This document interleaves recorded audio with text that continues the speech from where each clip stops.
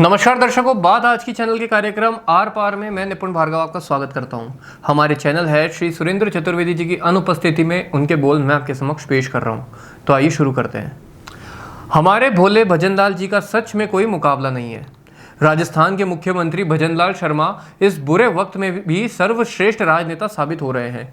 आज़ादी के बाद उन जैसा जननायक तो कोई भी मुख्यमंत्री सिद्ध नहीं हुआ।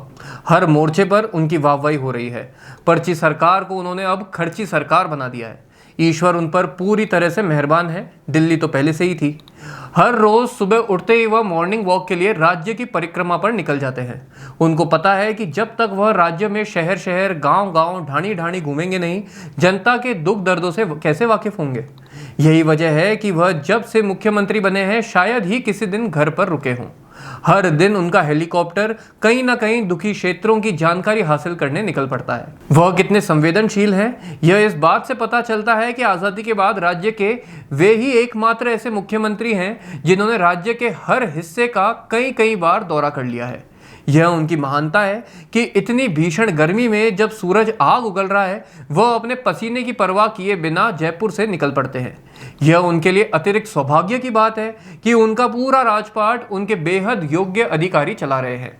शायद ही कभी कहीं जाने पर उनके अधिकारियों की किसी ने कोई शिकायत की हो। बड़ी ही ईमानदारी से हर विभाग के उच्चाधिकारी जनता के दुख दर्द दूर कर रहे हैं। यह अधिकारियों की सूझबूझ ही है कि उनको मुख्यमंत्री से कोई आदेश लेने की आवश्यकता ही नहीं पड़ती। शायद वे समझ चुके हैं कि उनके मुख्यमंत्री भजनलाल जी किस मामले में क्या चाहते हैं। दूसरी तरफ माननीय भजनलाल जी को भी पूरी तरह से अपने अधिकारियों पर यह एतबार हो चुका है कि वे काला पीला जैसा भी करेंगे राज्य के हित में ही होगा। यूं भी भजनलाल जी अनुभवों की दृष्टि से अधिकारियों का मुकाबला कहां कर सकते हैं। सरकार चलाने का भजनलाल जी को तो पहली बार मौका मिला है, जबकि अधिकारी लोग तो बरसों से सरकार चला रहे हैं। सरकार भी हर बार नहीं, ना जाने कितने मुख्यमंत्रियों को वे अपनी कार्यकुशलता से लाभान्वित कर चुके हैं। यहाँ एक बात और कहना चाहूंगा, भजनलाल जी वास्तव में बेहद भोले इंसान हैं। उनकी जगह कोई और मुख्यमंत्री होता, गहलोत या वसुंधरा जी जैसा, तो शायद वह अधिकारियों की नाक की नथ उतार देता या उतरी नथ पहना देता। मगर हमारे भोले भजनलाल जी ने तो कभी किसी उच्चाधिकारी से यह तक नहीं पूछा कि उनका विभाग कर क्या रहा है। बहुत शानदार राजपाट चल रहा है। बावजूद इतने अच्छे राजपाट के कुछ लोग ऐसे भी हैं जो कहते हैं कि भजनलाल जी ने तो राज्य का भट्टा बैठा दिया है। लग ही नहीं रहा कि कोई सरकार नाम की चीज भी राज्य में चल रही है। निकम्मे और शातिर अधिकारियों की फौज मौज कर रही है।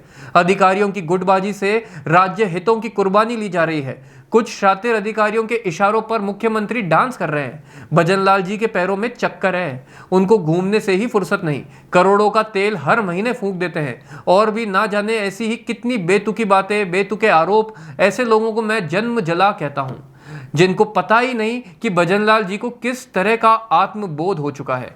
उन्होंने अच्छे अच्छे मुख्यमंत्रियों को अर्श से फर्श पर आते देखा है। वे जानते हैं कि चांदनी हो या कड़ी धूप, बस 4 दिन की ही होती है। सत्ता की फितरत से वह भली भांति वाकिफ हैं। आज उनके पास तो कल किसी और के पास, तवायफ की तरह। आती जाती सत्ता के चरित्र को भला उनसे ज्यादा कोई और क्या जान सकता है। वसुंधरा राजे जैसी लोकप्रिय नेता की बेकदरी क्या उनसे बेहतर कोई जान सका है। एक पर्ची ने उनकी सारी योग्यताओं को उन्हें हस्तांतरित कर दिया। भजनलाल जी सच पूछो तो सत्ता सुख से बहुत ऊपर उठ चुके हैं। वे इस कटु सत्य को जान चुके हैं कि किसी भी समय दिल्ली के जुड़वा भाई उनको मुख्यमंत्री से आम विधायक बना सकते हैं। फिर किसी नए नाम की नई पर्ची राजनाथ जी लेकर आ सकते हैं। भगवान बुद्ध के गूढ़ जीवन सत्यों के जानकार भजनलाल जी को सत्ता सुख का कोई मोह नहीं। वे इस मोह से हर रोज हेलीकॉप्टर में बैठते ही ऊपर उठ जाते हैं। मित्रों, राज्य सरकार को भगवान भरोसे छोड़कर हमारे भजनलाल जी पर्यटन के माध्यम से जीवन का असली सत्य तलाश रहे हैं। राजपाट तो वैसे भी कारिंदे चला रहे हैं। राजा तो अपने वजूद की छत्र छाया में ही खोए रहते हैं। भगवान परशुराम हमारे भजनलाल जी को शतायु करें। उनका हेलीकॉप्टर यूं ही हर रोज आसमान में उड़ता नजर आता रहे। दिल्ली की कृपा उन पर यूं ही बनी रहे।